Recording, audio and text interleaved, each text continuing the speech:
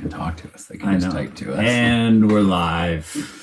Yeah. And I'm live with cameraman Eric as promised. So I see there's already Here people. I am. Here he is. I see there's already people in here.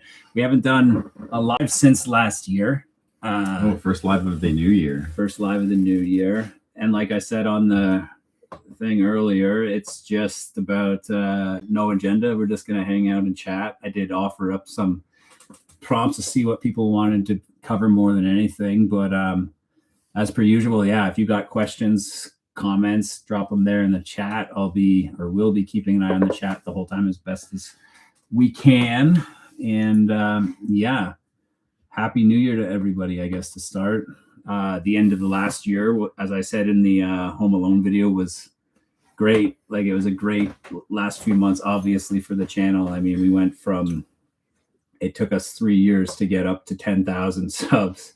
And then from about September to December, we grew up to about 65,000, and now we're at 71,000. So obviously that's really good for the channel and couldn't be happier. I feel like we said we were going to probably crack 100 by February or March. March is the goal, I think. Like, yeah. I want to hit 100, if possible. If we can hit 100K subs by March, that'd be awesome. Evening from Calgary. Evening. I'm going to Calgary. You are? Yeah, I think so, for a show in like 2.5 weeks. Just maybe for 3 weeks. A stampede or for a pilot. For shooting. Yeah. Right. Cameraman Eric, believe it or not, does more than just shoot my show. Yeah. Or our show, I should say. But talentless cooking. What should I eat in Calgary? Okay, yeah, there's a question. Do you have a recommendation? Yeah, and also these people that are all commenting in here too about it's 5 a.m., 2 a.m. Where are you guys? I mean, obviously that's Europe somewhere, right? But I'd love to hear where you're from. Where are all the other cornflakes, says Lisa. I think there's a few in here already. 6 p.m. for you. I can't read that. You can't read that? It's so little. Do you want the iPad? Yeah, I need the iPad. I need glasses apparently now too. This is what. I went to. This is probably why I need. I went to a LASIK consultation in on my break. Oh, really? Yeah. Boogie Burgers. Okay. That's a good suggestion. Boogie Burgers. 9 p.m. in Ontario. That's where we are. We're in Ontario as well. How do you do this? Oh, I have to leave it like that. Yeah, you can twist it like this and do that if you want. Yeah. Or just hand hold it. Great. Let's see here. Sup, Serial Crew. Sup, Cosmo. 9 p.m. in Montreal. We got a lot of Canadians in today. Yeah. Isn't your birthday in March, Josh? No, it's not. Says, and that's the uncomfortable wife. Where's Robin? Or sorry, I'll make you uncomfortable. But no, my birthday is not in March. Cincy, is that as in Cincinnati? I knew you were maple flavored. Love the channel, great content. Well, thank you very much. We got 38 of you guys in here now. Let's make sure you hit that like for us and all that. You know, the YouTube crap that I always have to say. There's a dead giveaway right there where we're from, Canada. Okay, so I'm going to start off with, I did put out that prompt to see what people wanted me to talk about. And overwhelmingly, the question was about the couch. Mm-hmm. What's happening with the couch? So as I had said, long story short, is that after 3 years of doing the couch and getting very little traction, we started to see traction on the other style of content that we were making, the Where'd All the Serial Killers Go type thing. So I leaned into that, and I only wrote for that for a couple of months, and we shot like 8 or 9 episodes of just that. And that's when the whole takeoff happened for the channel. And as that lift happened for the channel, the back catalog, all the couch episodes started to get views all of a sudden. And people start saying like, hey, don't give up on the couch. Where's the couch? And we started to see that comment coming in over and over and over. Like, I'm talking like episodes like number 3 and 4 on the channel that only had like 1,000 views, shot up to over 100,000 views in the matter of a month. So all of a sudden it was like, maybe there is room for the couch and maybe I should bring it back. So we've shot right now a couple of new episodes for the couch. I did have the Home Alone thing, but that's not really that was just for Christmas. But we have 2 long couch episodes because everyone wanted to see longer stuff. And as another note, I stopped eating. I'm still got the boxes. and all that, but I stopped eating in the episodes. But the couch is back. And it's the very next episode release is going to be a couch episode. And it's going to be the longest couch episode I've ever done. A little bit different, not a serial killer. Here you go. There's the box. It's flattened now, but it's Charles Bronson, famous Charlie. Charlie. I talked about him a little bit in the episode on Broadmoor, but he's getting his own standalone episode. Kind of going to experiment by doing some anti-heroes over the next while. The serial killer stuff will live in the void, as we like to call it. And I'll continue to do that stuff in that area. But on the couch, I'm going to go with a little bit more, try some anti-heroes over the next while. So you got Bronson, spoiler, followed by Chopper Reed. For anyone who's heard of him from Australia, a pretty wild story. And then we've got Yet to Be Made, Bonnie and Clyde. It's written, not shot yet. Bonnie and Clyde. Heaven's Gate, which is a good one. I bought Jamie, my girlfriend, a patch for Christmas. Yeah. That says it's like a space exploration patch that you would throw on something. It says Heaven's Gate, like away team. Yeah, awesome. On it. Awesome. Yeah, it's really good. You know, their website is still active. That's really funny. There is so much hilarious stuff with Heaven's Gate. I can't wait for you guys to see the episode. A lot of Mac and Me sex references. Someone asked, so that they thought that it was digital. Do you mean the boxes? You thought the boxes were digital? Yeah. That was Victoria. I'm getting way behind. Yeah, okay, Victoria Borealis there. Yeah. Yeah, Victoria. So you've been commenting a lot lately. Yeah, let us know if that's what you mean, because no, the boxes, I make all the boxes. I make all the boxes. They're just like glued onto... They're stickers. Yeah, sorry, they're stickers on a regular cereal box. Here's the real cereal box. So I made these, like I'm not a crafty type person at all, but I'm good at figuring out how to make props sometimes. I used to make props for some of the commercial work we used to do, remember? I made that pack of cigarettes and stuff. I do remember. But like this is the regular box. I just took it apart initially, like so. Like this. I measured out the entire box and I made a template like that in Photoshop. And then, you know, I stole from Wheaties, but that was the whole, I took from Wheaties. That's the whole point, because I thought it was weird. Like Wheaties would always have like, you know, Michael Jordan on the box or whoever it was. And I thought, wouldn't it be kind of like a weird image to have like the serial killer on the box? So I just called it cereal and put the killer on the box. And then I worked with a printer in town and they print these on just giant stickers like this. Victoria said that they need the physical boxes. And maybe I don't know how long you've been around, Victoria, but we did sell them. I still have some. They're going to go back up for sale. We tried to sell them in a merch store, but it didn't work out so well. Well, it did. Oh, it did. Okay. I sold like over a couple hundred. Oh, okay. I sold a couple hundred, but something like that. I forget. But yeah, I still have the original 5, and I'm gonna be relaunching at 100K subscribers. We're gonna relaunch a bunch of new stuff for everybody at 100K. That's all being worked on in the background now, so that when we get to there, we're ready to go and launch. I'm not just going to launch something without like taking the time to think it through and make sure it's done properly. So yeah, we'll have the store, probably some membership type options for people. I'm a big fan of weird merch, like, you know, not just like a t-shirt with the logo. Yeah. I think that's kind of like just a bit too uninspired. I think so. The boxes I thought were a really cool idea. I think maybe the t-shirt's okay to have as an option, but like I would love to have the other kind of weirder things for people who want to like. I like to buy stuff myself personally that people don't even know what it's from. Yeah. Like I have a shirt, you know, that shirt that I have that just says Vince and giant. It's like it's a weird shirt to buy, but it's just a shirt that Tom Cruise is wearing in The Color of Money, because his name is Vince, and that's the shirt that he wears at the toy store that he wears. And I love Color of Money, so I thought that was a fun shirt to have. Do you know the Twilight Zone episode with the robot baseball player? Twilight, what, sorry? Twilight Zone episode? No, I haven't seen enough. Original Twilight Zone? Yeah, the original Twilight Zone. I can't remember the episode, but my friend has a jersey of that team, like from that episode. That's very cool.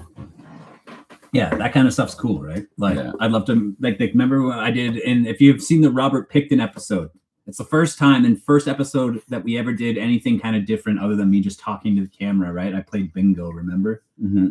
And that bingo card, I think, would be a cool thing to sell. Yeah. You know, like I made that whole bingo card out of nothing. Also making the Guess Who skin available.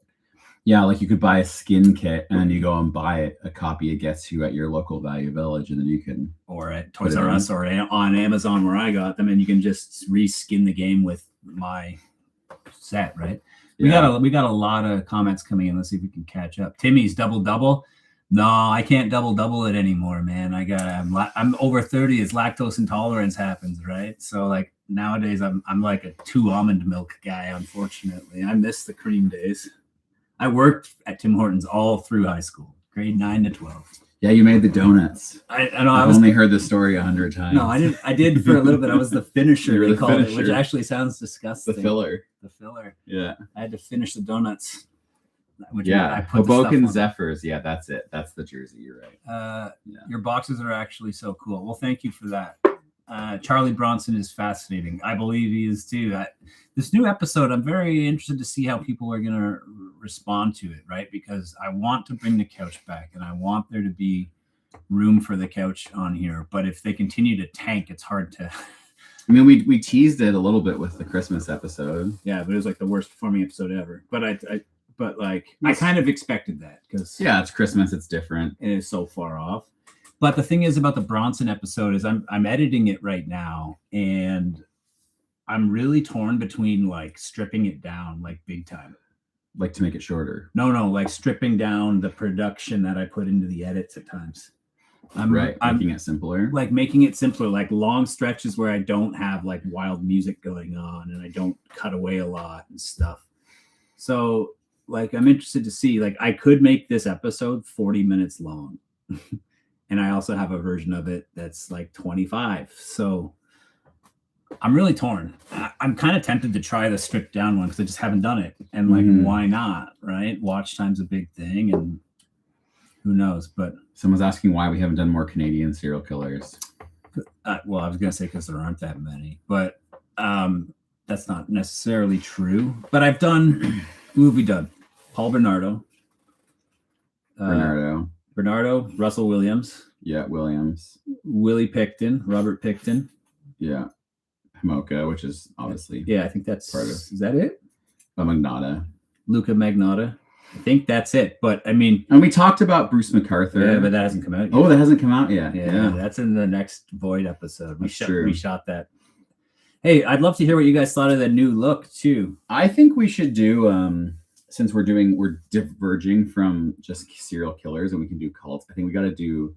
There's the very famous cult, actually not very famous at all, Canadian thing, but a very fucked up cult that was in Ontario, not even that far from us, in a place called Burnt River. And the guy who ran that cult, the cult was called the Ant Hill Gang. Yeah, and it was just like absolute, the most fucking disgusting shit you can think of. And that would be a good one to cover. Yeah, it would be. I've heard people have mentioned that once or twice. I've heard that. And I know someone who grew up. Maybe it was you. I knew someone who grew up in that town. Oh, we should talk to him.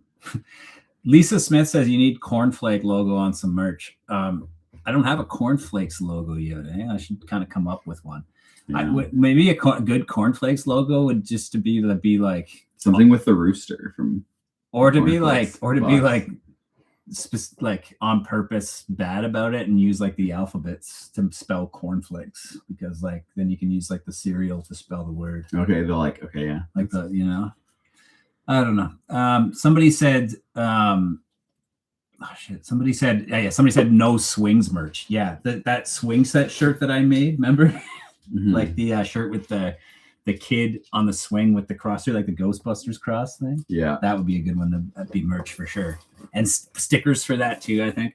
But yeah, you know, it's also finding out, like, you know, you'd have to start with drop shipping and crap, and then you got to make sure that it's like quality and all that. And what do you think, Fred the dog? Somebody else had said here. I'm also curious if I brought the boxes back. And be honest, we got 50 in here now. That's great. Let me show you the boxes. But yeah, we did a Panzeram episode comic book.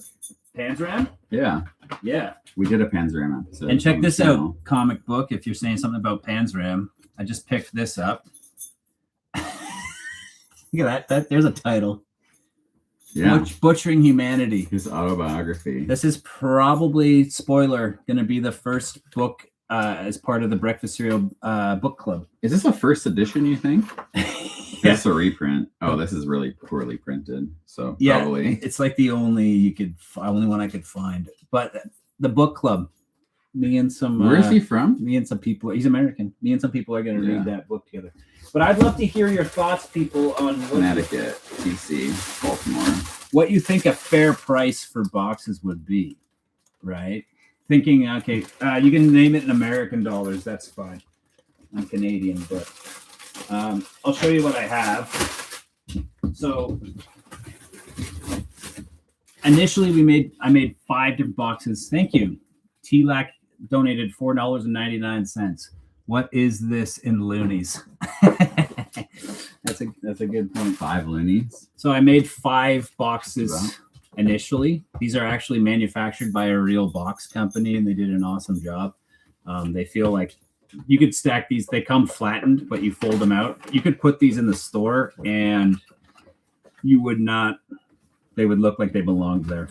Yeah, because they're fully printed. Fully It printed. is like a real Product. cereal box. Like it Yeah. really feels like They have even this more high quality. I More would high say. quality. Yeah, they have a tab that you pull here, and then they stick together. Right now, I made 5 initially. I had a run of 5 different boxes. I have Dahmer. I have Richard Ramirez. I have Aileen Wuornos. I have John Wayne Gacy. I have Ed Kemper. And yeah, Gacy. Now, back when I first made these for the channel, I was going as far as designing the backs of cereal boxes as well. And the back, like, you know how when you were a kid, you would get cereal and the back of the box would have a maze, or it would have a game that you played, or a word search, or, you know, something. And there was usually a prize inside the box. So for these, I designed backs. I stopped designing them later on for the episodes because I never show the back of the box. But for example, this is the Dahmer box. On the back of the Dahmer box, there's a fun maze. And the point of the maze is, can you get drunk Jeff to the liquor store? So you got to take Jeff here, and you got to get him to the liquor store, but don't get caught up by Lionel, his dad. Also, don't get distracted by the mannequin along the way, or don't get caught by the cops. So that was the Dahmer box. The other one that I thought had a really kind of twisted back, to be honest, but is the Gacy box. Now, the Gacy box has, how many bodies can you find under the house? And what I thought I would do with this one is, like, you would get cereal. See this cutout here? I was going to cut this box, this rectangle out, so that you would see the Cheerios in the bag underneath, like it was ground. Yeah. And if you shook it around, there would be, inside the bag would be some body. But that's kind of, that's, You know what a cool. good idea would be, Josh? It's very dark. If we hit like 1 million subs, we should make our own cereal. Mm-hmm. You know, and then we could put them in all these limited edition boxes, and, and inside the cereal would be different little collectible trinkets. You know, 100%. like super limited runs. I think that would be a good idea. 100%. That'd be cool. 100%. There's already the idea to make the like a cereal bowl. Yeah, merch. cereal bowl would be good. And I want the whole inside of the bowl to be red, and then it to come up and just spill over the sides like the red, and then drip down the white bowl. That'd be kind of cool. Yeah, little marshmallows, her liquor bottles and knives. Yeah, that's really good. I really like that. And sorry, Or then maybe it makes your milk red. That would be cool.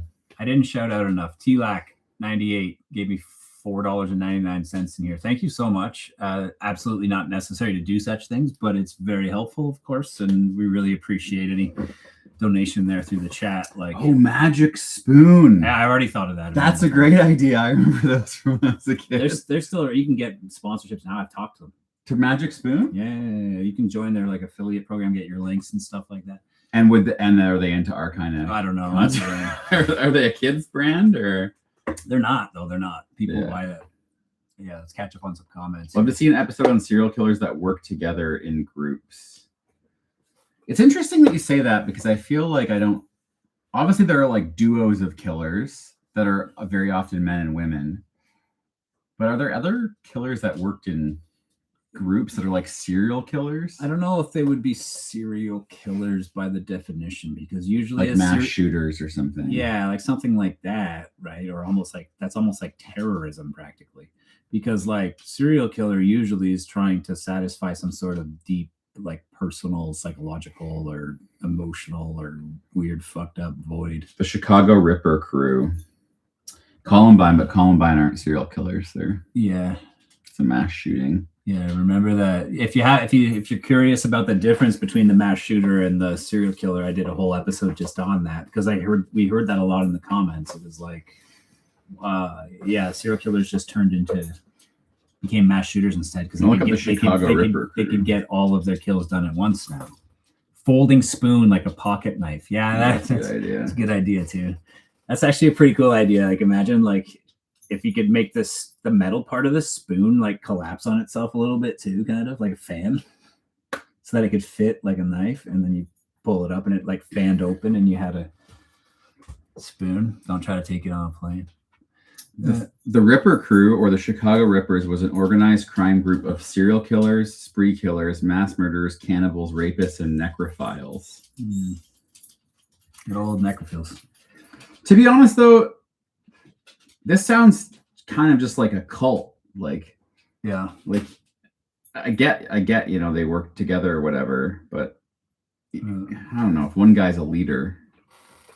Interesting. You don't have to read more about those. That's pretty. Somebody says they wild. did horrific cult shit. Yes. KRB Zip. We haven't had a chance to like chat yet, but you've been commenting a lot, and I've been responding to a bunch of your comments. I appreciate the comments and all that kind of engagement. Let's talk for a minute about the latest episode. So, came out last Saturday, so 4 or 5 days ago.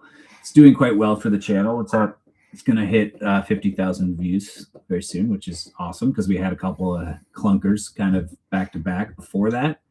Then it was one for the ladies.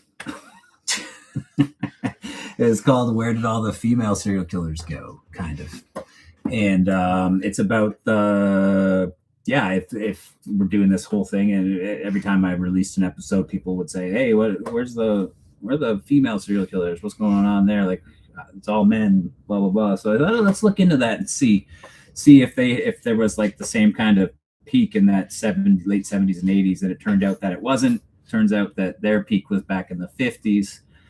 And yeah, it was an interesting episode, I think. But I'm curious to hear what everyone thought of it. And if you haven't seen it, make sure you watch it after this. I'm also curious to hear from those who've been around for a while what you thought of the new look. So we had to move locations. The studio that we used to shoot became no longer available, and Eric fortunately had a new space that he's operating out of, and we were able to shoot in there. But it provided, like, we had to go in for an entire day and do like all these tests to try to figure out what we were going to do for a look, because that exact same void look that we had going for the original Where All This Here is not achievable in the new space. And I think we landed on something really cool with that frame, the shot from up above, up high. Like you're on like a big lift up high, shooting down at me from like 20 feet up, and then we still used that side angle and then the regular close up of me. But it was I think it was a cool look. I was nervous about it, but I like it. I'd like to hear from you guys. And hey, some dude gave us $1. That's a US dollar. That's like $1.10. Well, this is all in American. Oh, you bet. I think it is. Oh, wow. I think it displays in US. Yeah, it was interesting. It was interesting to change. It's scary to change. Anytime you change, yeah. It's scary kind of, because you're like, what if I don't like it as much? Someone asked about the camera. We actually changed. So that episode, we actually changed cameras as well. Yeah.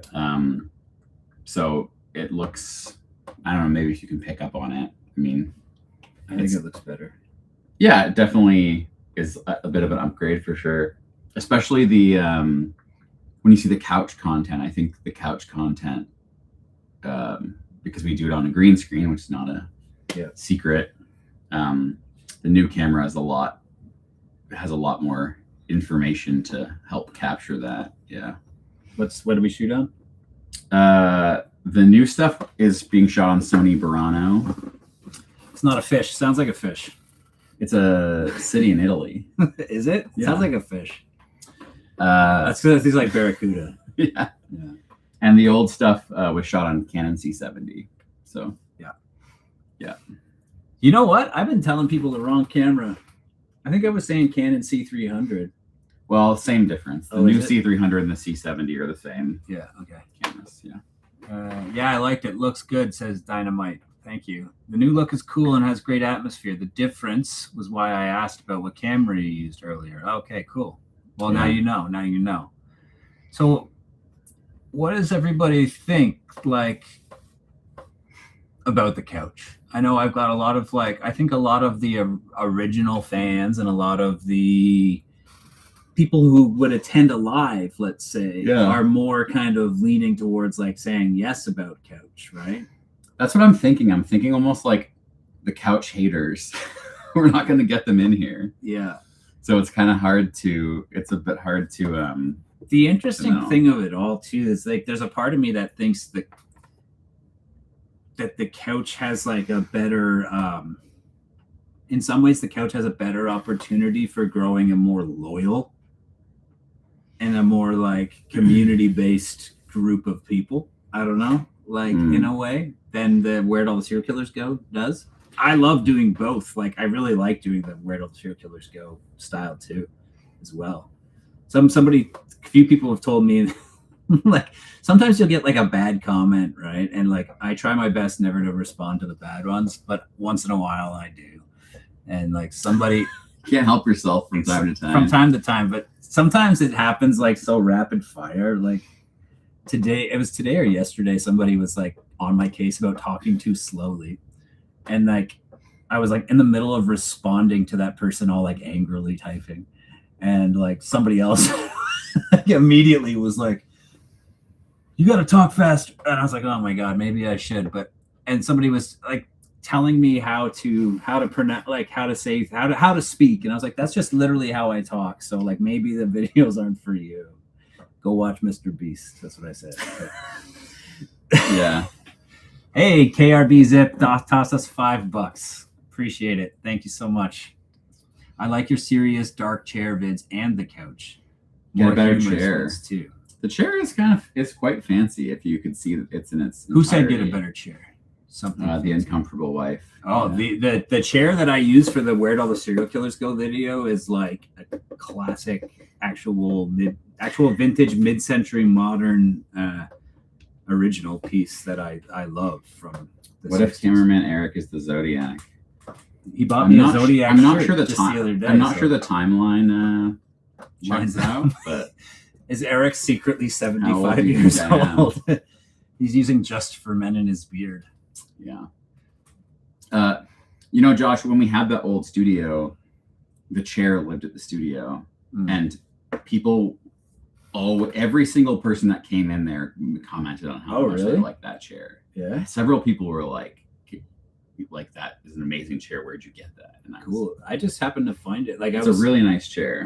When I planned to shoot these, I was all I want to do is sit in a chair, so the chair should be cool.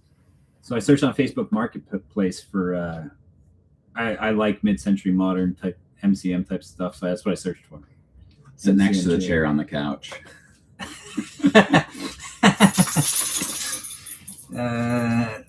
The couch is more lighthearted, which can be a relief in the genre. Yeah. They can play the video at 1.25 if they have a problem with the speed. Yeah, that's true. Oh, Hey, Freddie. hi, Fred. Matthew Roberts. Yeah, it's interesting. I don't know. The couch is the real star of the show. I'm curious if anyone has any theories on the Where Did All the Female Serial Killers Go video did quite well, but the Void one before that, which was still in the same series, didn't. It wasn't in the same series, though, technically. But Is it not where all the serial killers go? the one on Manson? No, because that was just like, I call those like standalone, I guess, yeah. because it's not like examining a theory as to where they went. It was just talking about like something in that more serious tone. But like, yeah, but same question. Better Yeah. yet, the media episode, for example. Why it didn't do. What better? That's a better example. Why didn't the media episode do well? Yeah, it's really hard. We like, I don't know how many people realize this, but every episode after it drops, we're like watching it and texting each other, being like blah blah, and it can be so frustrating to not understand what the thing is that really makes it blow up or not. Because even on the ones that don't do super well, the audience still is engaged and like people are obviously enjoying them. It's not like yeah, the video sucks totally, we totally fucked up. the people who Like see maybe it it's like not as engaging, obviously, but still, it's yeah, I don't know. Yeah. Ads, I don't know. Did someone say ads? Ads question mark. Yeah, I mean, there's ads on everything, right? Like, I don't control that. I don't have any ads baked. I don't have any ads baked in. Like, I haven't taken any sponsorship stuff. It's been started to get offered them. I'm turning them down. For now, I don't think it's worth it yet. I mean, eventually, of course, that's going to have to be a thing as the channel grows, right? Because, like, in order to make the channel the only thing that I have to do, and hopefully Eric has to do, we have to make money. Otherwise, I'd be doing this live stream from somewhere else, like not my house, like just like in a field somewhere. So yeah, I mean, interview Carrie Ross and BTK's daughter. Yeah. I don't know. Maybe she followed me on Instagram, as I've said on here before. She went kind of dark on Instagram for a while. I think she had some backlash over that documentary, or Netflix might have told her to get off there. I don't know. What editing software do you use? Josh is an outlier. I can edit in anything. I could edit in anything. I edit. I've answered this before. For the channel, I edit in Final Cut. For most of the work I do for work, I use Premiere Pro. It's starting to experiment in DaVinci as well. Haven't gotten my teeth into it yet. Eric likes DaVinci. I'm a full convert to DaVinci in the last year. Yeah. If anyone's looking to get into video editing, I would highly recommend using DaVinci Resolve because it's free. Oh, $20. Holy $20. shit. Holy crap. I just found your channel recently and I love the content. I like the couch for short form. One serial killer. Okay. And the void for long form content, serial killer theories. Yeah. That's kind of where the couch has always kind of lived, right? Like each episode would be about one kind of person. And then the void is kind of about a theory that could involve multiple different people. And I think moving forward, what we're going to try here is keeping the lighter-ish topics, lighter-ish people even, in the couch environment. Like I said, Charles Bronson, he never killed anybody, right? Charles Bronson's awesome. Yeah. Chopper Reed, I mean, he only killed like drug dealers, right? He's not a serial killer. Chopper Reed is a crazy story. Same with Bonnie and Clyde, right? The kind of like almost thinking of the next set of them as kind of anti-heroes, if you will. And I think that tone should work well on the couch. So yeah, I'm really hoping there's audience for both. I'm really interested to see how the Bronson episode will perform next week. Not this Saturday, next Saturday. Another $20 from Tia Rose. Jeez. Wow, thank you. That's amazing, guys. Really appreciate it. Thank you, Tia. Tia, you got to have a question for us if you're going to drop a $20. I'd love to answer it. Let us know if you got something you want answered or if you want to say something. But really appreciate it. Thank you so much. I use HitFilm, but it's not great. Might make a switch. Yeah, I haven't used HitFilm. That's an editing software. Is that like is it for reels and stuff, or is it kind of like a CapCut type thing? Yeah, I think it's more like a social media thing. Yeah, it depends on your needs, right? Like to be honest, most editing software is like, not to get too far into it, but I mean, it's just a tool, right? Like you have to practice and you have to just have some instincts over time on what makes for good edits. And then really it's just a timeline and that's it. Like no editing software is going to make your videos better. Only you can make your videos better. And I could make these videos in iMovie and they would be the same. It might take me longer. But you know what I mean? Like Sony Vegas, I'm sure I could make them. Because it's all the same. It's just a timeline. I'm stacking clips next to other clips. Does Sony Vegas still exist? I don't even know. Wednesday. Hey, Wednesday. I know you were in here earlier. I forgot. But nice to Grant Amato. I don't even know who that is. Do you know who that is? I forget. We were talking about, or Wednesday was talking about this, or Wednesday. Fill us in again. You're laughing. How about the fictional characters on the couch?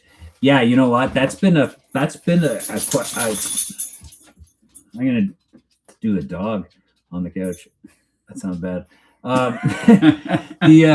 The fictional thing has been an idea that we've kicked around since like day one, almost like very early on. Like I was like, we should do Hannibal Lecter, you know? And I still think maybe it's something that we definitely experiment with at some point. I've always kind of wanted to do this guy. This, like literally treat him like a serial killer and do Bruce the Shark from Jaws. I thought it would be a good challenge, right? I love the couch and the pacing of your shows. Well, thank you, Tia. You're the one who gave us the $20. Thank you. Appreciate it. Glad you love the couch. Do you have a favorite couch episode? And yeah, everybody here, let me know, let us know, what are your favorite episodes? And let's talk about those and why they're good in your books, okay? So drop the name of your favorite episode that you've seen. And we'll go Predator. I'm assuming you mean that was a typo. Predator. Predator's like such a good movie, man. Like the first Predator that's a top action film, top 10, I would say, probably all time. It is a great movie. The very first Predator. Even Predator 2 is not bad even. I've been watching. Predator 2 is great. I watch absolutely everything Alien, and I watch it over and over. I'm watching Alien. I haven't finished Alien Earth yet. I'm only on episode 5, but I enjoyed the first season. It's good so far. Bit of a slow burn, but yeah, but at the beginning, I love the slow burn. Yeah, cranks up. Yeah. Okay. It's full-blown software, everything. The issue is that it's putting everything behind paywalls. Lost the old version on computer. Yeah, that sucks. Paywalls on editing stuff. The great thing about Final Cut is it's one-time purchase, and I've never paid another cent since, which is incredible, to be honest, this day and age. Gustav the crocodile from Tanzania.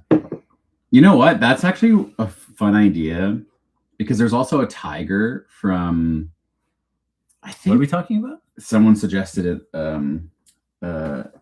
Titan donated $5. Oh, thank you, Titan. He suggested we do the world's best serial killer, Gustav the crocodile from Tanzania.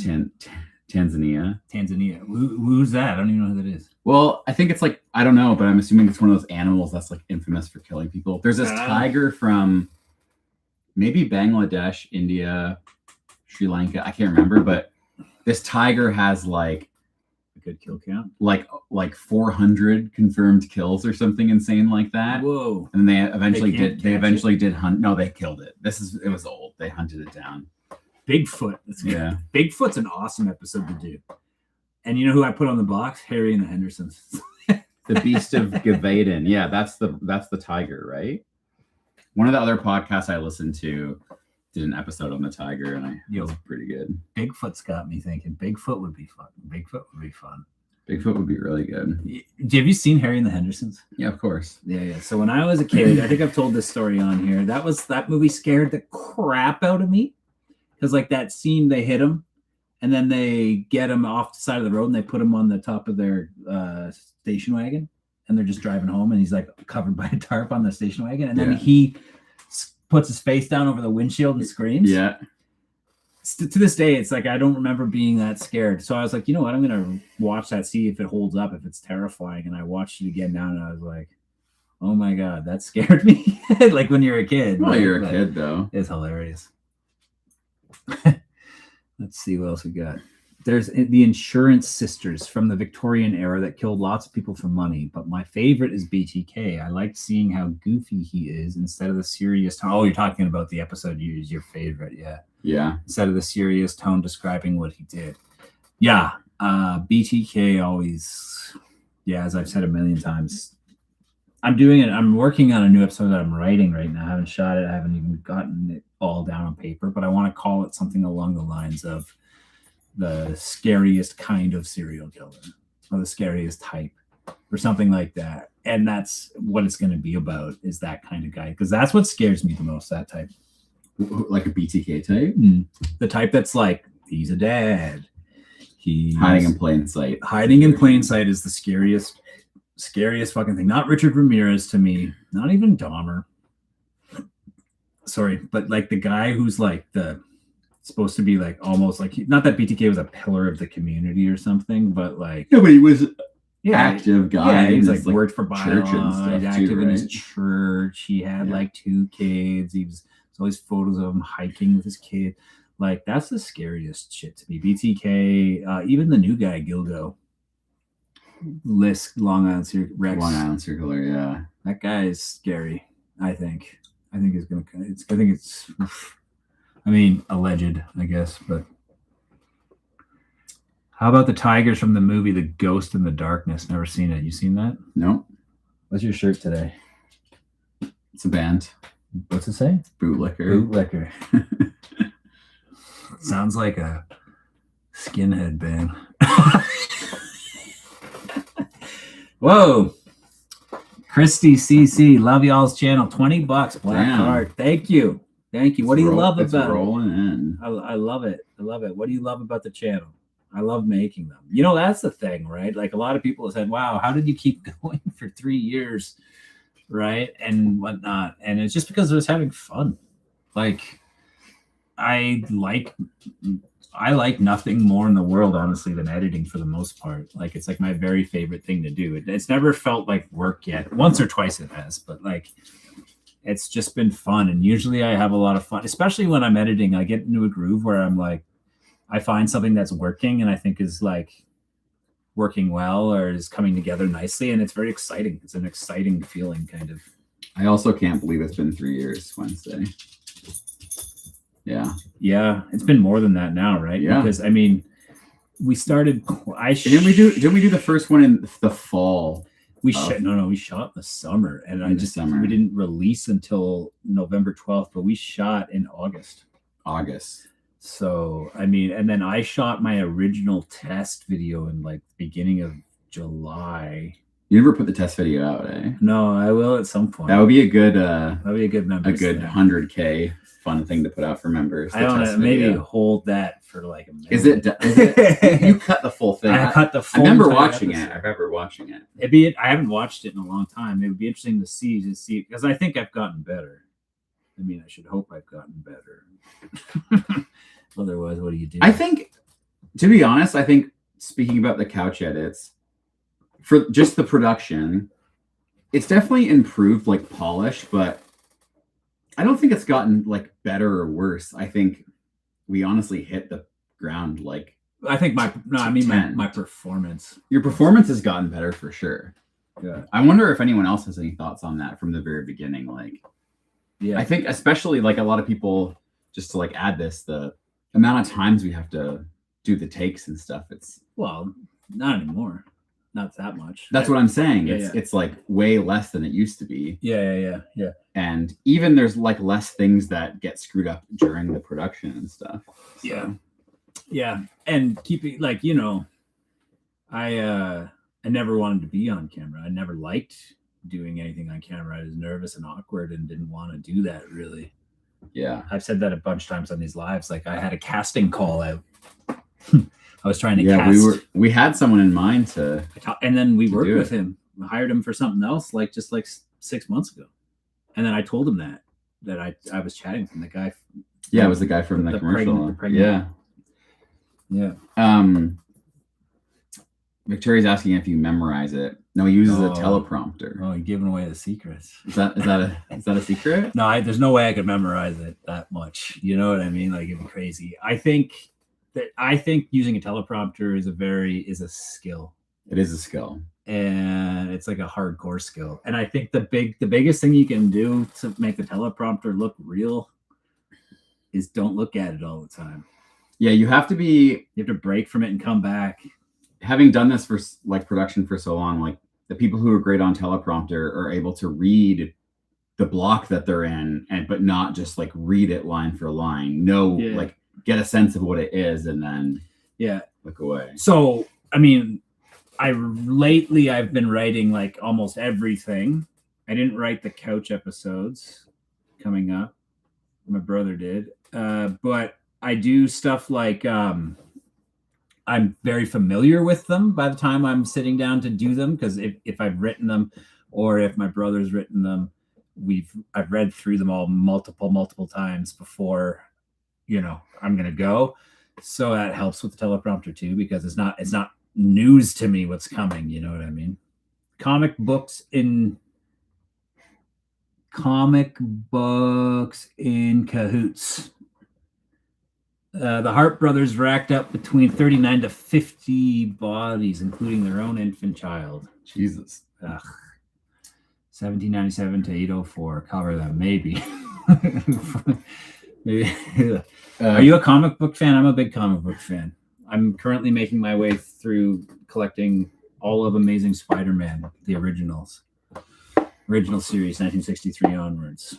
Seabass is asking if we're ever going to do biography type again, like on individual killers. So Yeah. yes, we have some Well, I guess not on individual killers, not on a killer, I guess. but you have some of them lined up on the No, yeah, they're all anti-heroes coming up. yeah. But it's taking the individual. We're taking idea. a break.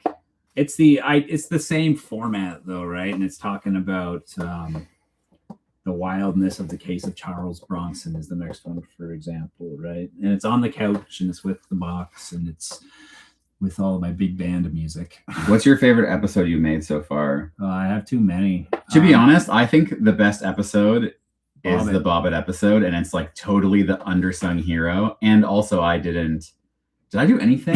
Did we do the couch? We did the couch. You did the couch, and you did the explainer with the doctor. Yeah, we did. I did about Scientist. part of it, but then I had to go away for a show, I think. And I did the experiments. Another friend of ours. Yeah, it's my favorite too, and it's like it doesn't get any views. And see, as the channel grows, I have so many plans for a lot more of those types of things that we'd be able to do because we'd have the time to do them, but they take a lot more planning and a lot more work to do. Same with like the one, like even the last meals one was a lot more work. With the KFC employee. And I still can't believe we found that guy. yeah, and Chill Fortnite vibes. Chill Fortnite. And the one we shot down here, the one about playing the Ed Kemper games, like those ones. I love doing that kind of stuff because it taps into like my original and both of our original, like kind of more like storytelling, kind of filmmaking techniques in a way, even though we're still trying to make it like transparently, we're trying to make it seem like it's all coming off the cuff, but I've planned it all. Yeah, it's very scripted, not to like ruin the Well, I mean, magic. We like ad lib, but we know what we're doing. Like, yeah, it's scripted in the sense that it's like we're gonna start here and we got to end here, and then anything in between is fair game for the most part, right? And like usually I just do it in blocks, but yeah. I'm a fan of your channel. Interesting question, maybe dumb. Are dictators who command regimes of the past and present classified as serial killers? No, they are not. like I can't remember the exact, but they're not, because they're it's not political, and it's First like, off, a lot of the time they're not like actually killing anyone themselves. mhm. So, Yeah. Like, how So many, that's a did differentiation. Hitler kill anyone himself? I actually have no idea if I'm Maybe in telling the you. First World War, but like, I mean, that's not even totally different. So I think it's like a different classification, like a mass Yeah. murderer, I guess. Yeah. Yeah. Different. Bobbit and Last Meals are epic. Yes, I would love the commercials in Instagram. So here's the thing. I kept thinking about doing this, and I should have done it, and I should maybe even do it now, as using those clips that I made as Mhm. commercial breaks in an episode. So Yeah. it's like it just goes away for a second, and it's like it breaks into like the Lens Crafters thing in the middle of the Charles Bronson episode. Yeah, that would be good. Like it's an actual commercial break kind of thing. I would. Bobbit was the best. Damn it! Yeah, the problem with the Bobbit episode is it got demonetized right. Like even though. So long story short, YouTube. I uploaded it. I censored version of it with all like the blurs and all that, so you couldn't see the unit. And YouTube flagged it, and then I appealed it because I was like, it's blurred and all that, and it's not using. And then they reversed it and said, okay, no, you're good, green icon. And then I released it the next morning with the green icon, and then an hour later they flagged it again, which they're not supposed to do. And then they denied that they did that, and they called me like they're like, we didn't do that. And I'm like, yeah, you did. I'm not making it up. But anyways, it immediately hampered the performance of the episode and was really disheartening because I thought it was the best thing that we'd made, and like, yeah, it was very disheartening at the time. I was really upset about it. The Bobbit one. Yeah, so go watch Yeah. the Bobbit one tonight after this. If you haven't seen it, it's very different, but it's great. It's called She Cut Off His What, and it's like me with a holding a penis in the thumbnail, which probably also did. And the just to even see the anatomically correct yeah. penis medical prop. It was very fun. But go watch it after this and comment on it for me, because maybe we can get that one pumping. It'd be great to see that one get like 100,000 views. Yeah. Greetings from Texas. So glad to see the channel growing like it has. I have an inn at the actual Death House in Huntsville, Texas. So if you ever want a tour, I'll hook you up. What's the actual Death House in quotes? The Lead Theory, where it all the cereal goes, was absolutely incredible. Okay, well, thank you. Thank you. The Lead Theory was, I would say that video is the one that really started the pop off on the channel, for sure. Yeah. Yeah, I released that one, and it did I forget what it did. 300,000, I think. Yeah. And the most I'd had before that was 30. And then since that video came out has been this new kind of, I think what we're seeing now is we have kind of a new floor, and then the floor is higher. And then you kind of operate on that floor for a while, and then maybe you get to the next floor, and then you have a new baseline kind of thing, right? We'll see. I kind of think the next Where'd All the Serial Killers Go episode, which won't be next I'm doing a couch episode. After that will be did serial killers just change who they hunt? And I think that is going to be a big one. I think it talks about the victim choice and how who they choose as victims kind of influences how the cases are handled and what kind of urgency is put behind the cases and all of this, right? Oh, I see somebody's finally conked out back here. But, Someone's asking if the Bobbit story was real or an urban legend. It's absolutely real. oh, it's 100% real. And it's crazy because it sounds like an urban legend. Yeah. But there was a documentary that came out about it By Peele, pretty recently. Jordan Peele, That's worth watching. right? Because the more recent one, right? Yeah, Jordan Peele. Yeah. Yeah. Because the whole It's called story, Lorena. the whole story is a lot more involved. And like a lot of situations like that, where it's so shocking, you only get like a tiny piece of detail about the whole thing. Yeah. It's very interesting. Wade Wilson episode. We did a Wade Wilson episode. Yeah, that's Wednesday. Her and I were talking about this earlier, actually, because there's a documentary coming out on him soon. Yeah. I'm It's just very uninteresting. yeah, I'm just hoping that it's a good episode though. That I think the Wade Wilson one. Yeah. I hope it gets some traction I because hope of it. it has got some already. Like it's been one of the more successful ones. It's got like 60-something thousand views on it. Yeah. So I mean, hopefully that documentary does. I did see that happen with the BTK. That's what happened with BTK. His daughter's documentary, I think, is what kind of pushed the views up initially on that. Same with I saw a bit of a boon with Ridgway with him being in. That was apparently not true. They said he was on death's door there last week or whatever it was, and then apparently that was wrong and he wasn't. He was just like in death's hallway, maybe, I don't know. And we got a boost when the other Yeah, there was something else. Other Oh, it was the series. Geen. The Geen series, thing, yeah. the Geen video. Yeah. A lot of people, but you know where the boon went? You know where it brought people to the Richard Speck video because That's Richard bizarre. Speck is in the is in the Geen game thing. thing. Yeah. Not as many people went to the Geen video, but people did end up in the Speck video. And there was a lot of comments being like, I just finished watching Geen and now I'm down this rabbit hole. Interesting. And the Richard Speck video, that was one of the early ones that had a high view count for Yeah, whatever Richard, reason. for some reason. For a long time, it was the highest viewed on the channel, wasn't it? Yeah. Because it continually climbed. Like it would just get like 200 views every 48 hours for like, and then 100 views every 48 hours for like 2 years. Yeah. And nothing else would get any consistent views above like 10 views. Kind of. Yeah. John Wayne Bobbitt did a dirty movie. Yeah, he did after it got attached. It's called it's called John Wayne Bobbitt Uncut. Yeah. Very clever. Good horror movies inspired by killers other than Geen. I mean, Zodiac. I guess Zodiac's not really a horror film, but it is. Zodiac is the best serial killer movie I've said there that. is. Yeah, like, I've said that. but not that's like it's like by the largest margin. It's like It depends a on- masterpiece of a film. Yeah, I think it depends on what people are after.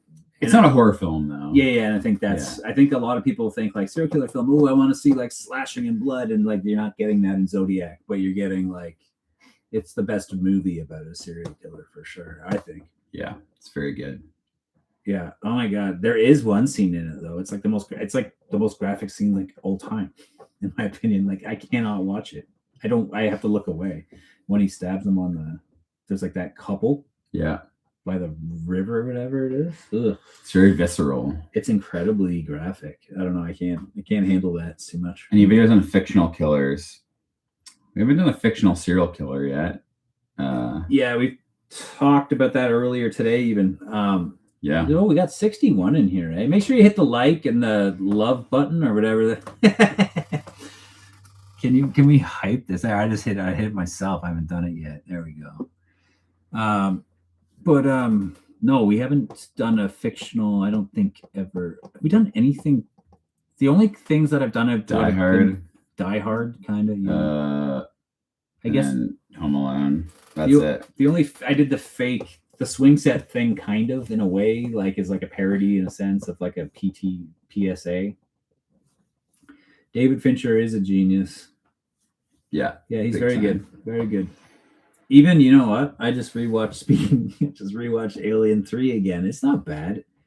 It gets flack all the time. It's not bad at all. I've always loved that movie. He doesn't like it. And even No. he himself now says it's not as bad. Yeah. But at the time, he was really upset about it. It got taken away from him pretty much. What are your thoughts on the Bundy movie? Extremely wicked, shockingly evil and vile with Zac Efron.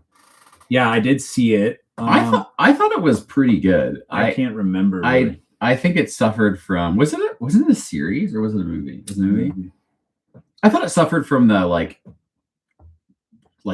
VOD Netflix straight to production It cycle. wasn't though. I thing. don't think. It went to theaters? I think it was at theaters. No, my bad. I think. I thought it was a Netflix I movie. might be wrong. I thought it was pretty good. I think Zac Efron's a very good actor, and I think he played the part like incredibly well. This person says 7 has aged so well. I haven't seen 7 in a long Oh. time, but I imagine it does. Such a good movie. Like I've seen 7 100 times, so I haven't seen it in a few years. But 8mm is great. also a great movie. I don't know if I could watch it anymore. Is But that Nick Cage? yeah, Yeah. just too gross. We but could talk- It is a good movie. Between us, we could talk a lot. We could talk a lot of movie stuff in here. So let's keep the movies coming. I love movie stuff. What other serial killer or like movies like that, like let's say like fictional or not, are really good? Yeah. It's a good question. Remember we had that whole debate on sequels with Demetrius that one time. Did you watch the Evan Peters Dahmer Netflix? I have never seen the Dahmer thing on Netflix. No, I didn't watch it either. Buffalo Bill. Yeah, Buffalo Bill's a good character. I also have never watched the Geen one. I feel like because I do the channel now, I don't have the capacity to then watch more like true crime stuff when I'm not doing the channel. You know what I mean? Mm-hmm. Like within reason, I have to an extent, but like I need a little bit of, I gotta go watch something about Alien instead, who kills everyone. Prisoners is one of my favorite movies. Mm. Requiem. Prisoner's great. Yeah, I think it's Villeneuve's best film. I still haven't seen the second Dune. Thirst Trap. What's a Serial thirst killers. trap? Why is Netflix making thirst traps? I think they Prisoners is a thirst trap with Paul Garth Dano. Brooks is a serial killer rabbit hole. Yeah, I have went down that. The That's Garth really Brooks funny. thing was an idea for maybe on what's it called, April Fools or something potentially. I know I might be in the minority of this, but I did not enjoy the Hannibal TV show.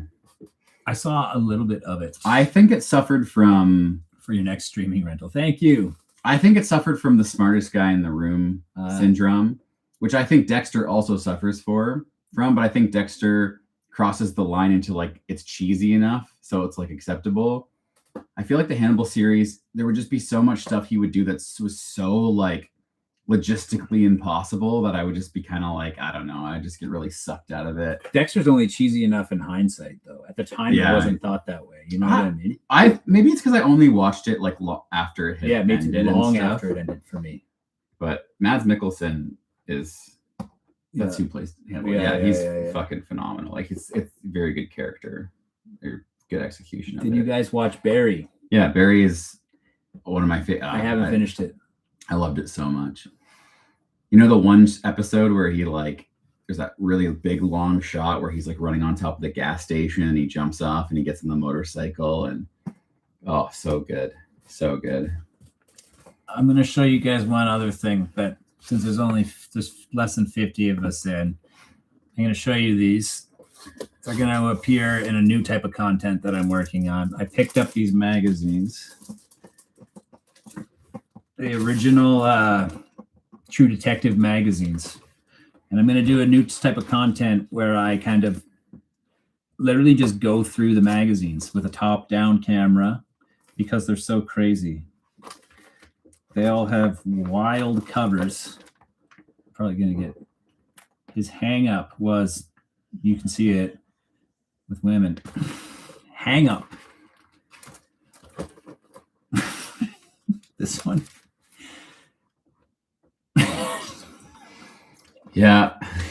The deaf mute sex game. Crazy. This is an original from like the 60s even. And this one is just more about like the imagery, right? Like you can see like guys like BTK talked about these types of things back in the day were like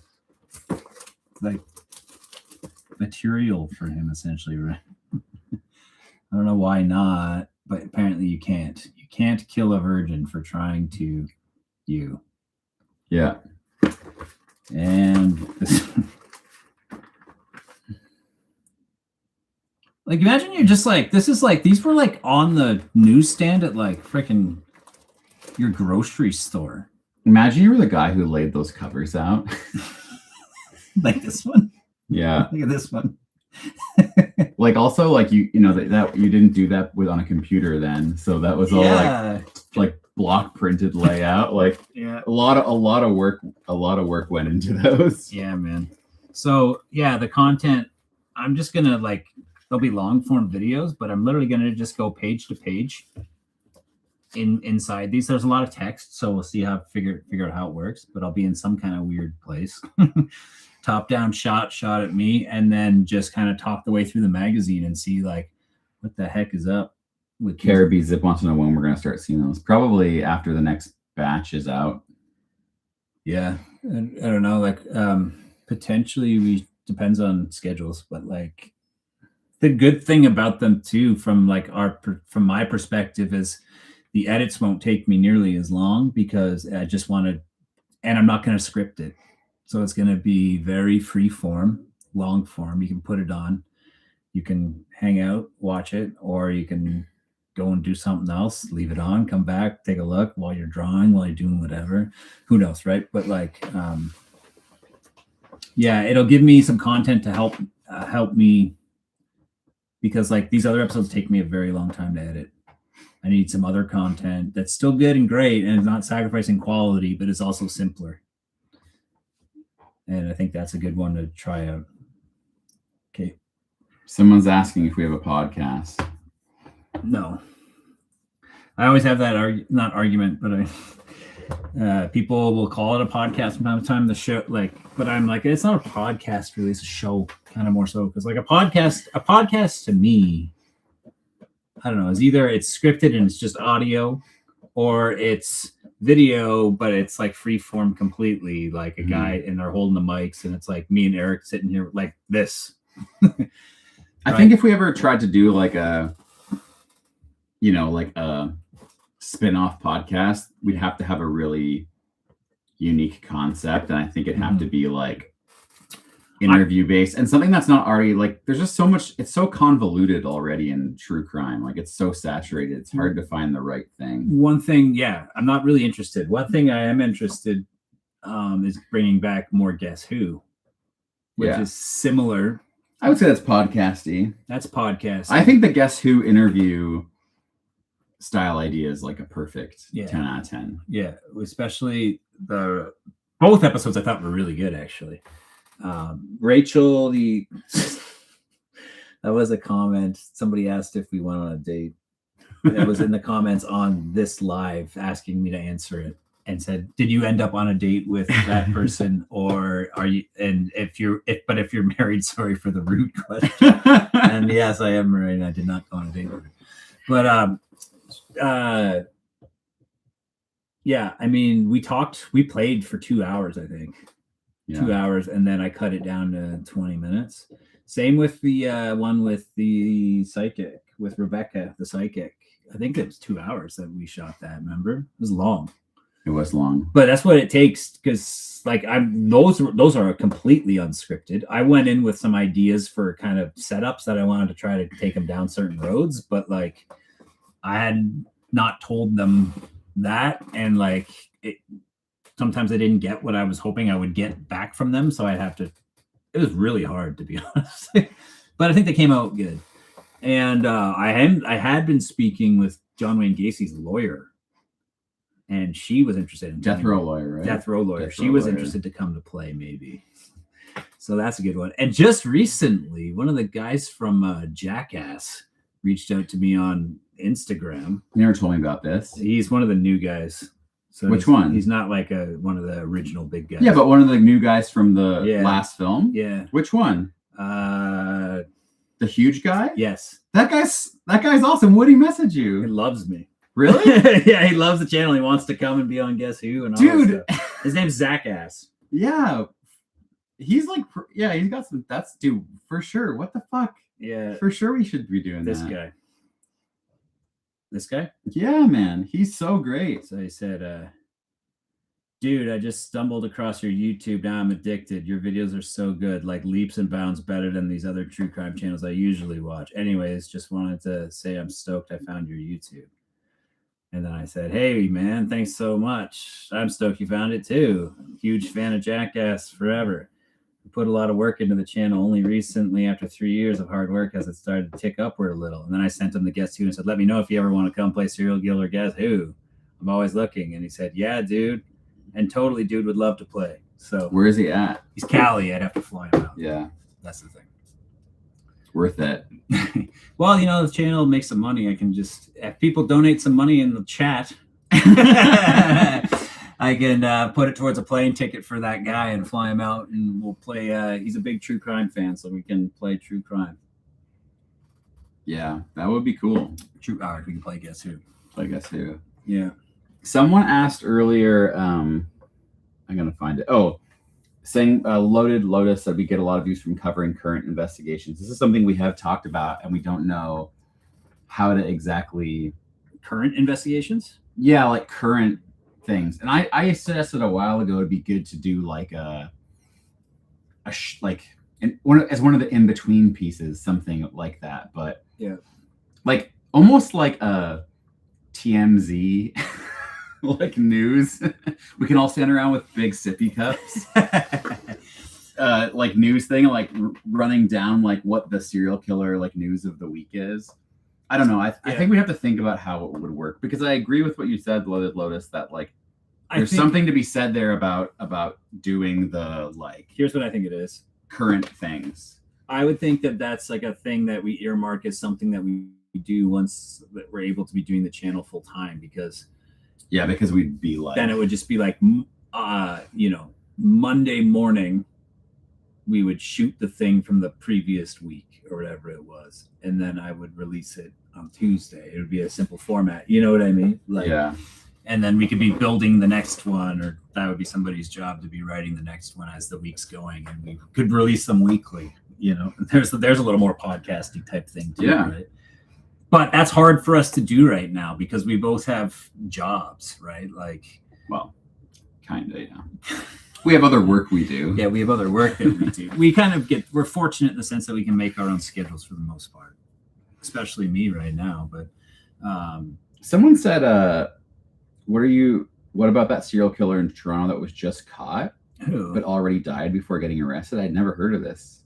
How did he die? How did they arrest? Wait, how did they arrest him if he was dead? I think maybe not caught. Cuff him! Caught is the wrong word. Like they figured out who they were, probably. But they said arrested. They arrested his corpse. Pointy side down, if you can elaborate what their name is. I want to look them up. Maybe they exhumed his corpse and then cuffed up his. Sorry. Yeah, new DNA technology. Okay. Interesting. I'd be curious to know who that was. And I cannot stop binge watching you guys. You should cover Joe. Yeah, I've had that one a few times. Joe, Metheny, I think. One day, one of the first cases I really got into, still disturbs me. Yeah, what's his nickname again? But yeah, he is disturbing. I got to get into the nickname episode. I've been meaning to do a nickname, just straight up. Hell's every single time, Hells, I can never remember. It makes me seem like an idiot if it's Dryad or Dryad. Hell's Dryad. It's like, isn't it? I forget. Isn't a Dryad one of those Dryad or whatever, like one of those like tree creatures or something? Druid. Yeah, but he's Dryad. Yeah, Druid is Druid. But anyways, he's he or she, I don't even know. I'm pretty sure it's a guy, I think, from your old profile pic, but I can't remember. Always makes me laugh in here. But you want to come play? You would probably be pretty funny. That's a good thing to do too, for like once the channel's big for members. Come play. Have a draw and we fly you out and you can play Guess Who. You fly you out, you can play Guess Who. Yeah. We'll play all the games. Yeah. We'll go around to all the local locations. We'll go look for a dick in a field, and we'll have some KFC from the Fortnite guy. We'll play Fortnite with him. It's very chill. Kenneth Smith was his name. Okay, I'm gonna look that up. Waiting on the Bruce MacArthur episode. I also want to do a Bruce MacArthur episode. I've told this to Josh many times. He's got like an entire decent sized section in that next video. I know, but I want a full episode. Yeah, okay. Because there's like some shit with him that's so insane. Like the guy, there was this man that was like having sex with him, and Bruce MacArthur tried to kill this guy.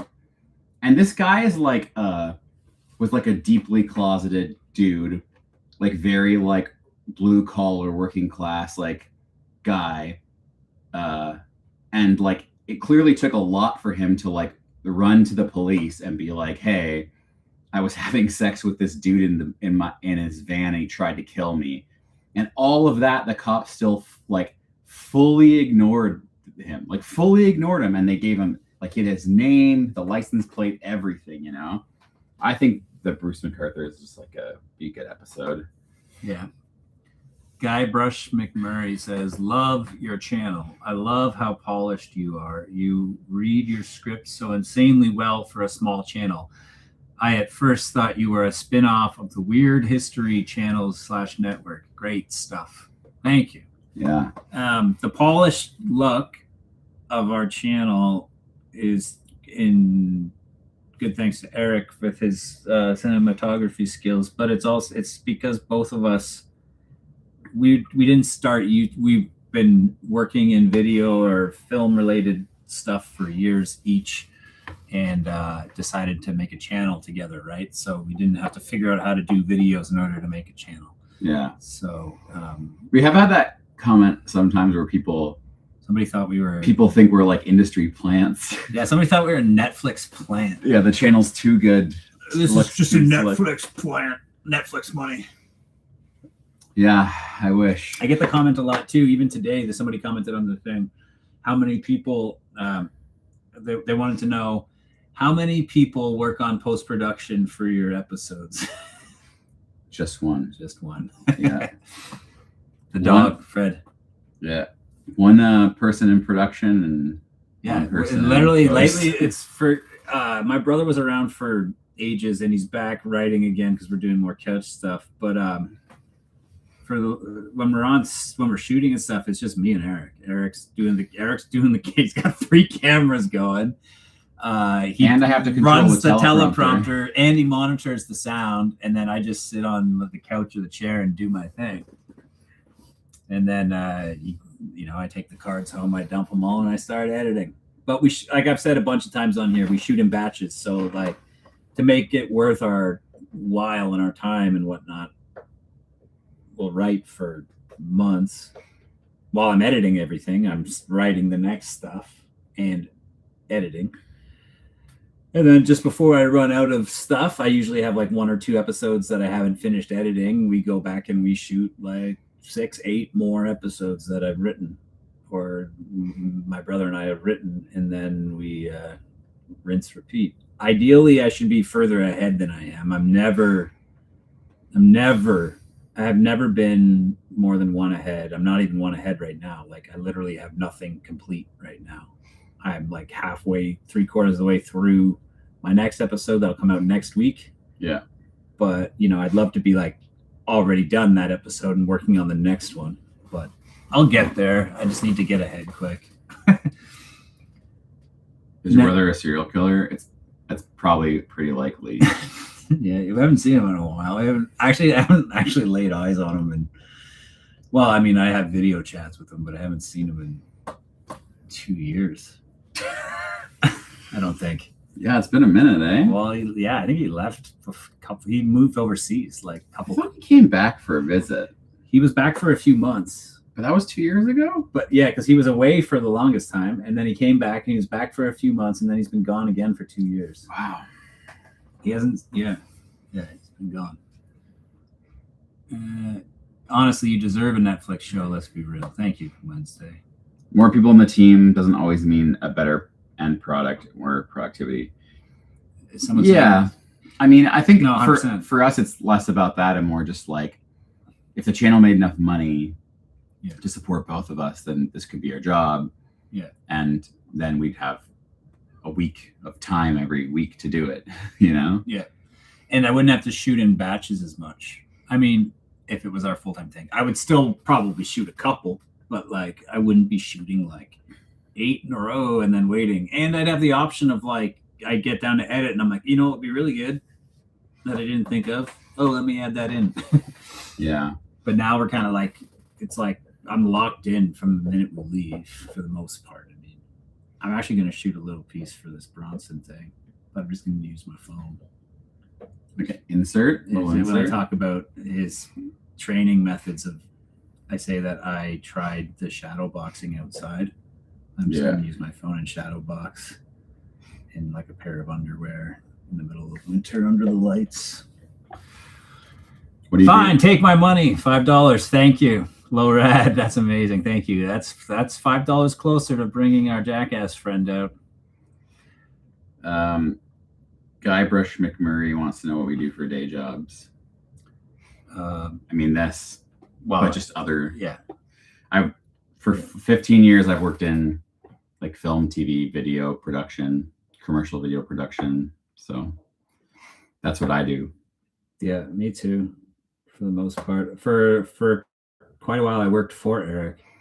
Eric owned a production company, but Eric and I met because I lived in the States. I went to film school out there, and I came home, and I wanted to make a short film, and I didn't know anyone around here that did any kind of video stuff. So I put an ad out on like basically Craigslist for cinematographer, and I got 2 responses, and one was Eric, and he was really good. And we made a short film together, and we just kind of hit it off, and we made a good short film that we liked.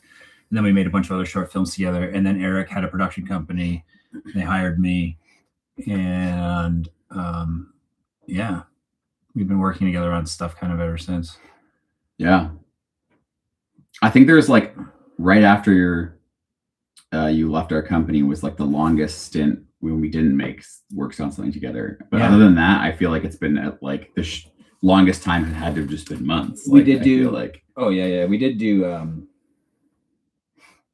Maclorian. and one other that we did, that Sleep Country thing. Oh yeah. But that was yeah, for sure it was.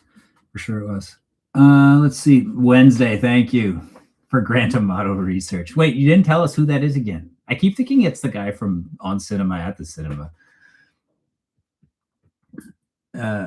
Professional bootlicker. Y'all been friends long? Yeah, we have now. I mean, it's crazy to think that we've known each Yeah. other for that long, actually. Because he's like, it's funny because I considered you like a late life friend. Because I was already How long ago did we meet? Fast? Yeah. 2014. 2014. So 12 years. 2014 we made that, yeah. So we would have met in July, because we met in July and we filmed in October. Someone is asking, being Canadians, how do you feel about Kenny versus Spenny?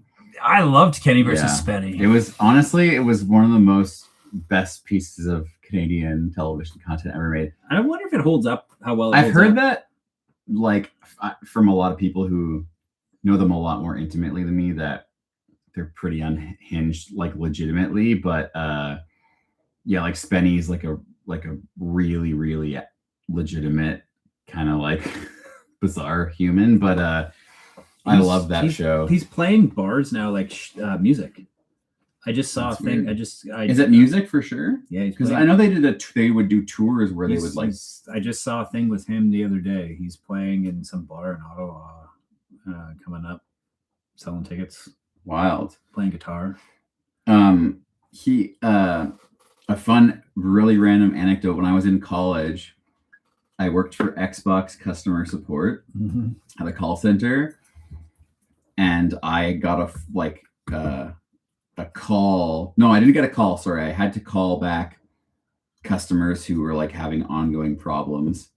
And one of the customers one day on my list was Kenny. Oh, Hotz, really? And I called him, yeah. Oh wow! I didn't. And I said I was a big fan of the show, Yeah. and we had a little chat. And that's Oh, it. that's cool. You never told Yeah, me. well, there you go. Your friend looks very Canadian. Are you talking? You're talking Me? about him? I look very Canadian. That's cameraman Eric. He's not a friend. He's cameraman Eric. I mean, he's my friend. Yes. Grant is such a loser. Pathetic. That sounds like a true nightmare job. To be honest, I actually really liked it. I really liked it. This guy says, yeah, he met Kenny and Spenny, and Spenny is actually a weirdo. Yeah. Yeah, I believe it. Yeah. Kenny versus Spenny. What other good?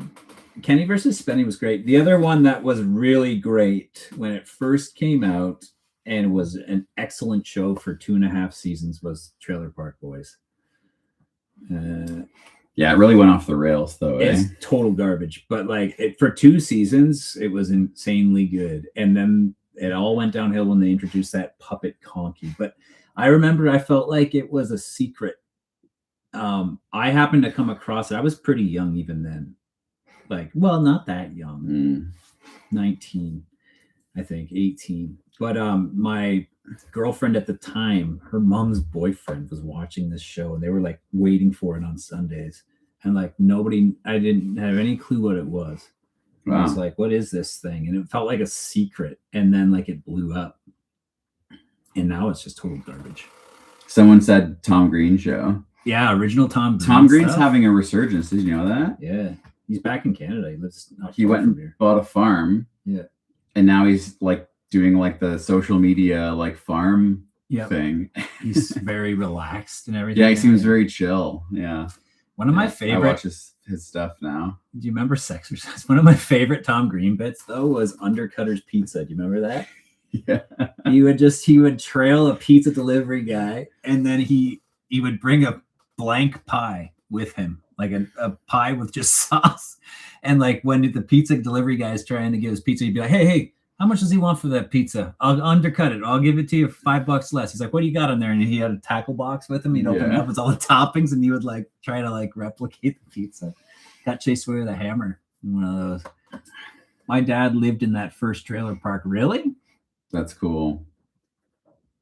The first trailer park was outside of Moncton somewhere, I think. Yeah, it was out east, right? Yeah. Yeah. Yeah. Yeah, because they're always, and in the show too, they're always like, fuck this, I'm moving to Toronto. Yeah. Yeah. Man, some of the early Trailer Park Boys bits were really good. Like the one where Ricky, they think they can retire because they have 50 grand or whatever it is. Freedom Yeah. 55 or whatever. Yeah. And they have 50 grand or 10 grand. It might only be 10 grand. But I love that. Ricky gets a new trailer, and then he's been living in his car, and then he finds out that his dad has been completely homeless, and his dad's been living in the dump. So he wants his dad to have his old car to live in, and his dad's like, Rick, I can't take your car. And he's like, we were gonna use it as me and Trinity, and we were gonna use it as a cottage, but I want you to have it.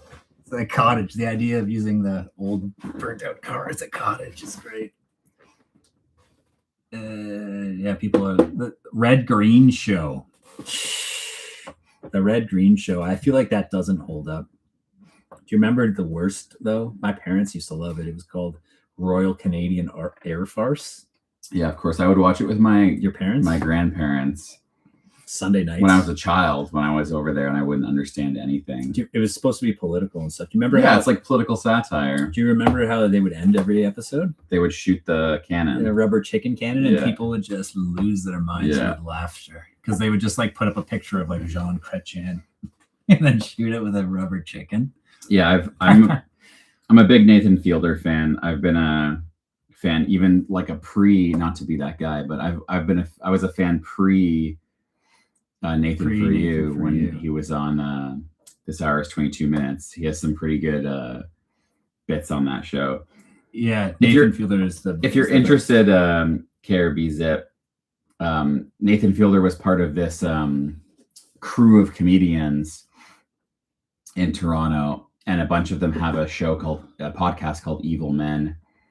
That's like a really he had something to do with that. well.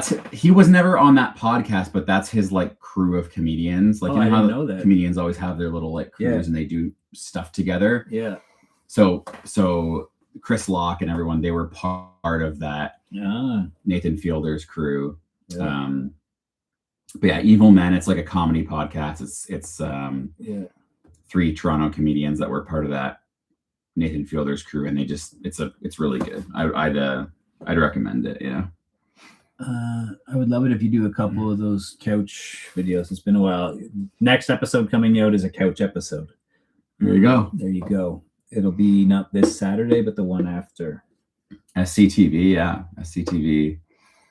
When I was a kid, I didn't like understand SCTV, so I just like wrote it off for a long time, and then I watched it, the whole thing. I plowed through it all about maybe 10 years ago or so, and it is truly great. Well- like some of the old stuff with like Eugene Levy and shit is really fucking good.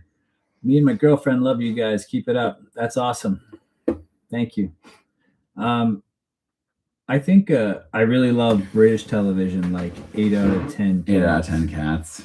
I don't know that one. I love I can't stand Jimmy Carr, so one of my that's a pass for me, but actually one of my absolute favorite shows of all time, though, and I think we've had this discussion and you don't like it. It's one of my absolute favorites of all time is Fawlty Towers. yeah, Fawlty Towers. No, I like Fawlty Towers. Yeah. Fawlty Towers is great. I think Fawlty Towers is like top 5 for me because like John Cleese in that is at like top form. And like the funniest shit that he ever says in that show is the stuff that he whispers under his breath when like you're not supposed to hear what he's saying. Even really, I think it's just like a brilliant show. There's only 12 episodes, but every one of them is really good. Victoria, I'm a big Taskmaster fan. If you're Ah, a Taskmaster fan, what other? So I lived with a Irish guy for quite a while, and he was big. Like you know how they always have their own shows, right? Yeah. That they love and think are hilarious. Then you try to show it to somebody else, and they just don't get it because they don't have the same like attachment to it or nostalgia. His was this one called Father David, I want to call it. yeah, no, that's The priest. that's is my Irish my priest. parents love that show. Yeah. Oh man, Grant. That's a really good show. His name is Grant, my old roommate. He Father Ted. Father Father Ted. Ted, That's yeah. it. Grant loved it. He also used to always just brag so much about. He was from Belfast, and he would brag all the time that the Titanic was built there. I was like, "Why are you bragging about that? That's a weird thing to brag about. The biggest disaster ship of all time."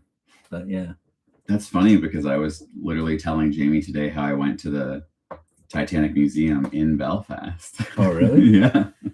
I went to a Titanic museum in Newfoundland in Yeah. Canada. It was the worst museum I'd ever been to. It was basically like somebody just got on Wikipedia and then just like went Command P on a large format printer and then just like laminated that and like stuck it on the walls with pictures from Google. And like there was no artifacts, no real anything. And I was like, this is literally like walking through Wikipedia in real space. Like, Wendy's obsessed with Titanic stuff. Then you should go to that museum because it was really good. go to the one in Newfoundland. The one in Belfast, you can, I mean, I don't know, I was there like 10 years ago, but you can probably even more than 10 years ago, you can like smell perfume bottles that they recovered from the wreck Cool. and stuff like that. The Mighty Boosh. Yeah. My wife loves the Mighty Boosh. Mr. Bean. Mr. Bean, I just watched the Christmas special again. Like I watch that Yeah. most years. British stuff also has this ability of being like comedy, but also like it's so depressing. Just like the way it's lit. Everything about that Mr. Bean thing is depressing at the same time.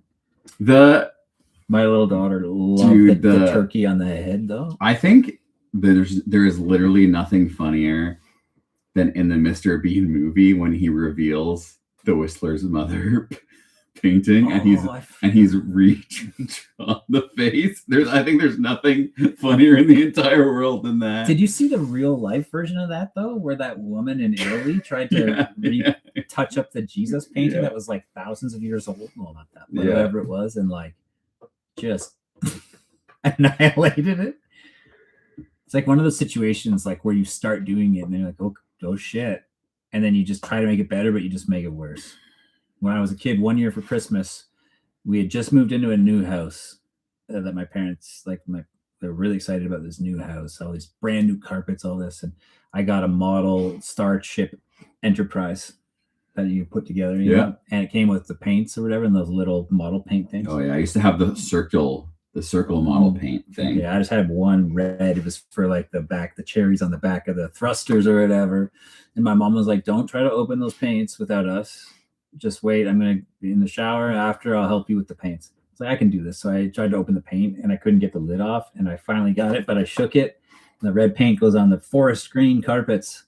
So I was with my brother and I was like, okay, so freaking out. I'm like, brother, mom and dad are going to snap. Like, what do we use to clean the carpets? We go into the bathroom, we're looking under the sink. And I'm like, what do we use? And Dan's like, I just use like soap or something. Then my younger brother's like soap. And I was like, no, we use this. I'm pretty sure it's this. And I pull it out and I was like, bleach. We use bleach.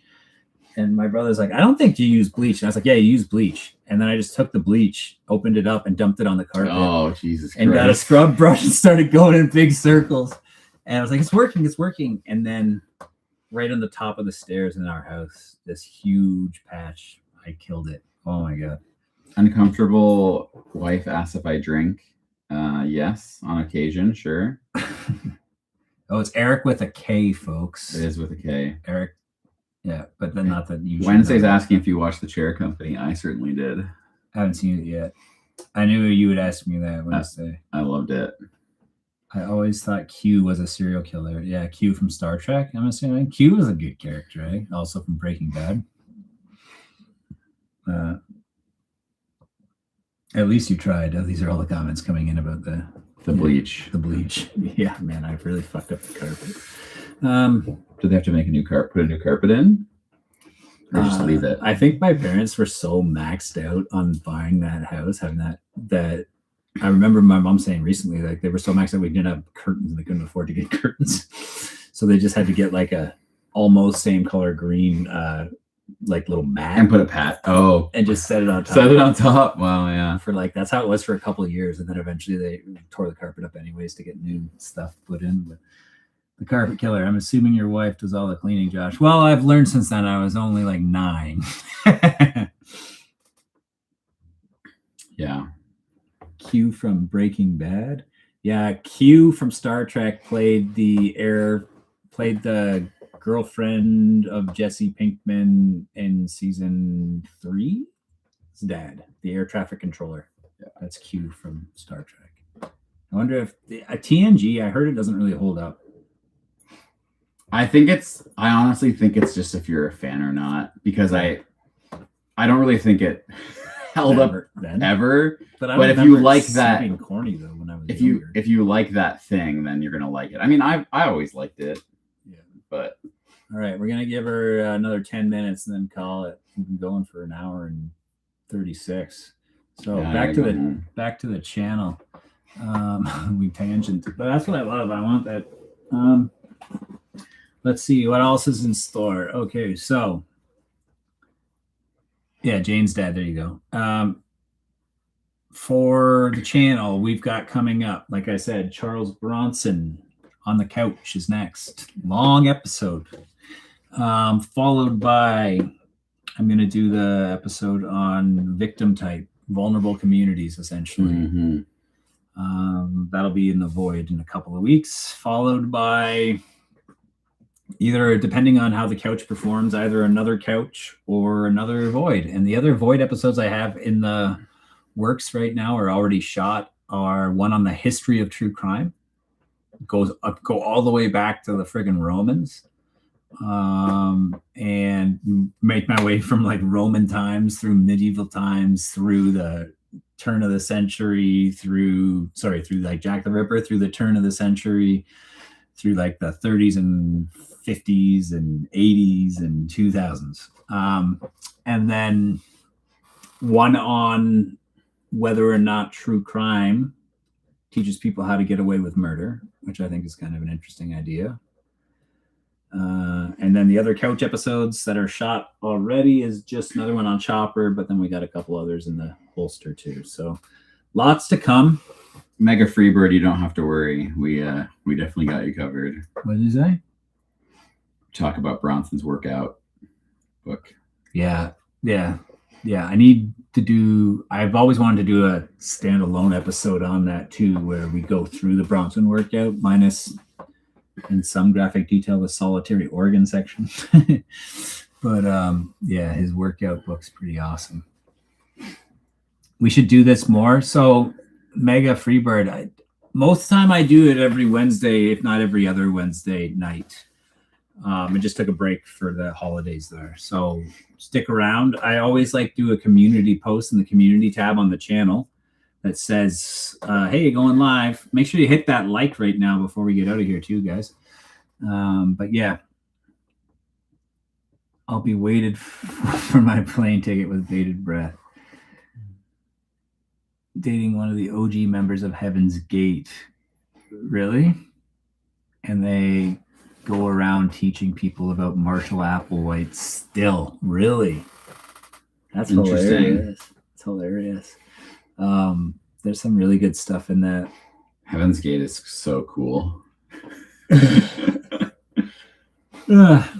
Okay. What time is it? 5 minutes.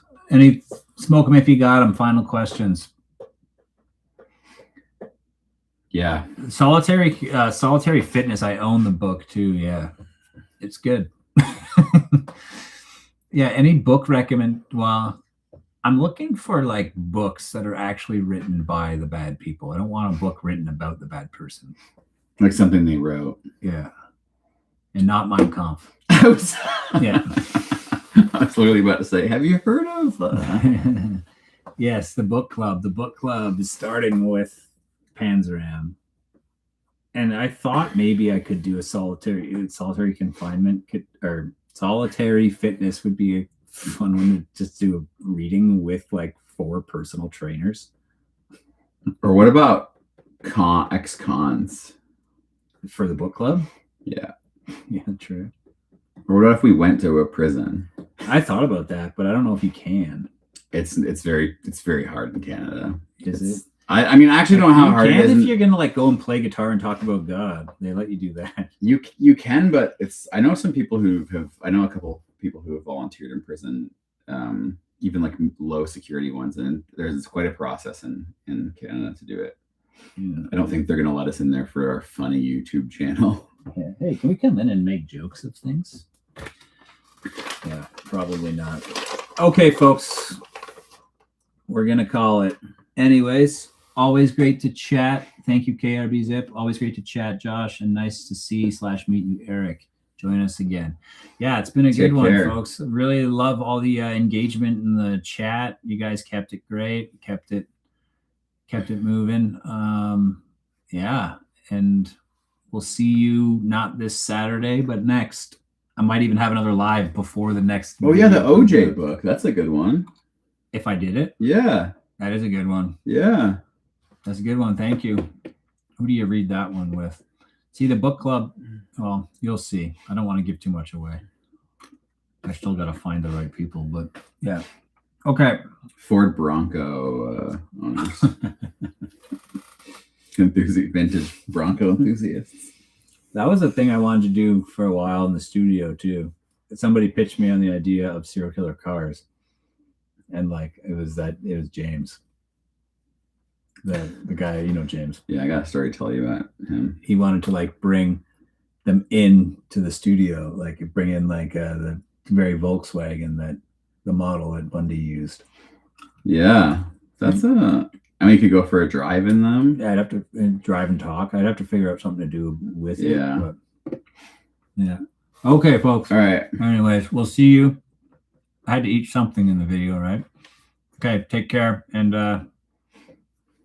right on. Later, y'all. Later.